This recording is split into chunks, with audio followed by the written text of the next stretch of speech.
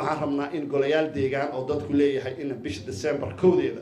shacbiga Soomaaliyeed inuu waagu ugu bariyo inay leeyihiin madax ayagu ay leeyihiin oo degmooyin gobolka Banaadir maamul insha Allah taala waxa ma haddaas Ilaahay ka sugo iska leh guud ahaan dawladda Soomaaliyeed oo run ahaantii qayb weyn ka qaadatay haddii noqon lahayd dhaqaalihii ku baxay oo aanan ka helin meel kale oo ayagu ay bixiyeen amnigii oo dhammaan ay sugeen ciidamadii bilayska iyo nabad sugidii oo shaqo fiican ka qabtay 56 sano kadib maanta waxaa meeshan lagu soo bandhigay muddo 5 bilood ah oo ay socotay diiwaangelinta dadweynaha gobolka Banaadir inta qof iska diiwaangelis waxaad aragteen in la isdiiwaangeliyay dad gaaraya 923 220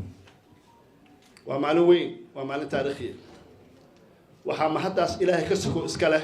guud ahaan dawladda Soomaaliyeed oo run ahaantii qayb weyn ka qaadatay haddii noqon lahayd dhaqaalihii ku baxay oo aanan ka helin meel kale oo ayagu ay bixiyeen amnigii oo dhammaan ay sugeen ciidamadii bilayska iyo nabad sugidii oo shaqo fiican ka qabtay iyo dhammaan maamulka gobolka Banaadir gaar ahaan gudoomiyaha gobolka iyo ku-xigeenadooda oo run ahaantii qabtay shaqo inaba caadi ah si gaar ah loogu sabciyo salaan kadib walaalayaal waxaa la socotaan bisha November ee soo socota ay tahay sodonkeeda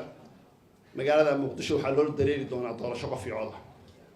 waxaa beys u ah ururadan siyaasadda oo run ahaantii haddeen ayaga ahaan lahayn maanta meesha aan joogno ma joognay waxaa si gaar ugu mahadinayaa dhabar adeega shaqada badan ay geliyeen juhdiga badan ay geliyeen dareenkooda ay muujiyeen iyo waxa ay qabteen waan u arkay inay tahay wax in lagu amaan istaahilaan oo ku mahadsantiin boqolkiiba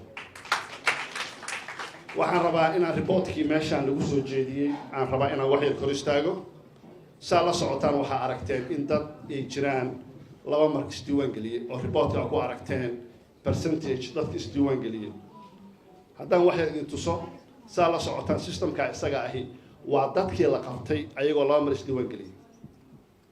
systemku wuxuu qabtay intaas number ah daa macnihiisu waxa waaye dadkaas ma ahan dadka heli doona kaararka codbixinta oo la daabici doono insha Allah taala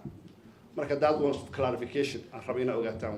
waa midda koowaad midda kale walaalayaal saa la socotaan waxaa bilaabatay ololihii doorashada ololaha doorashadu markuu bilowdo waxaa qasab ah inay heshaan access waxaan farahayaa kana codsanayaa gobolka Banaadir inay fududeeyaan waaba fududeyseen ay si fududeysaan ururadu inay si xor ah uga shaqeeyaan waxaa furan hay'adaha dawladda sida National TV-ga Radio Muqdisho oo ayaguna idin furan boqolkiiba waxaan meeshaan rabaa inaan uga faa'iideysto gobolada dalka especially state-ka Hirshabeelle Galmudug Koonfur Galbeed iyo Waqooyiga Bari waxaa ka socota diiwaangelin madaxdooda waxaan ka dalbanayaa kana codsanaynaa inay fududeeyaan in madaxda siyaasiyiinta ururada hogaamiya oo raba inay xafiisyadooda furtaan ama xafiisyadooda furan ka shaqeeyaan in loo fududeeyo annaga guddiga madaxa bannaan ee doorashada qaranka haddaan nahay waa line cas ma la jari karo dalka Soomaaliya ma aadi karo waddan dimuqraadiga ma noqon karo inaan haddaanan loo furin ururadu inay si xor ah u campaign gareeyaan haddaan la samaynin sida ka socota gobolkan Banaadir oo kale waxaa moodaa in ayna ahayn doorasho sax annaga doorasho madax ka nahay ma aqbalayno mana yeelayno warar baan soo gaaray meelaha qaarkood access inuu ciliid yahay wali ma inaan ahayn report sax laakiin report sax haddaan helo arrinka iyada waa line cas mana aqbalayno insha Allah taala talaabadu wax badan waa ka qaadayna si wax badan walaalayaal annaga guddiga doorashada haddaan albaabkuna furan yahay qalabka iyaguna waxaa la socotaan inuu yahay qalab transparency oo cad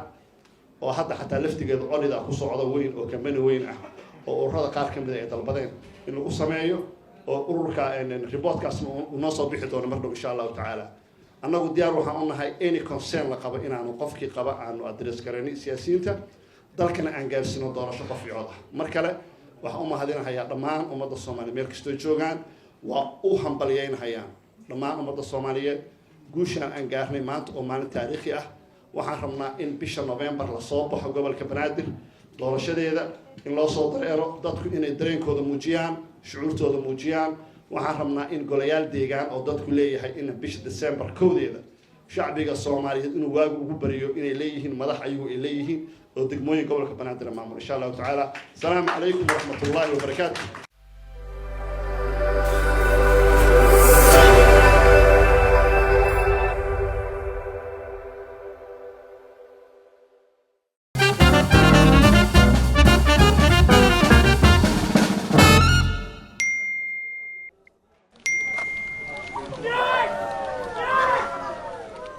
سوما أركتان